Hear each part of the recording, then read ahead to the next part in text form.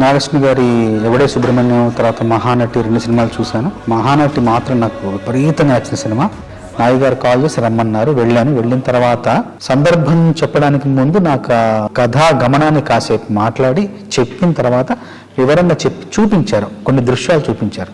ఆ ఊరిని చూపిస్తూ కాశీలో జరిగే పరిణామాలు కావచ్చు, జరిగే మార్పులు కావచ్చు, జరిగే ఆ జీవన విధానాన్ని అంతా కళ్ళగట్టినట్టు చూపించారు. నాయి గారు కూడా స్పష్టంగా చెప్పారు ఏం కావాలి, ఆ సందర్భం యొక్క ఉద్దేశం ఏంటి, ఆ సందర్భంలో తను ఏం చెప్పాలనుకున్నారని చాలా స్పష్టంగా చెప్పారు. చెప్పిన తర్వాత నేను ఆ దృశ్యాన్ని మనసులో పెట్టుకుని వెళ్ళి ఒక 3 రోజులు శ్రమించి ఆ మొదటి 3 వాక్యాలు ఏదైతే క్లిష్టంగా ఉన్నాయో అది కేవలం ఒక గంట సమయంలో మొత్తం రాసేసి, మిగతా పాట ఇంకొక అరగంటలో రాసేసి మొత్తం 1.5-2 గంటల పాట మొత్తం పూర్తి చేశాను. ఆయన వెళ్ళి కలిసి పాట వినిపించాను.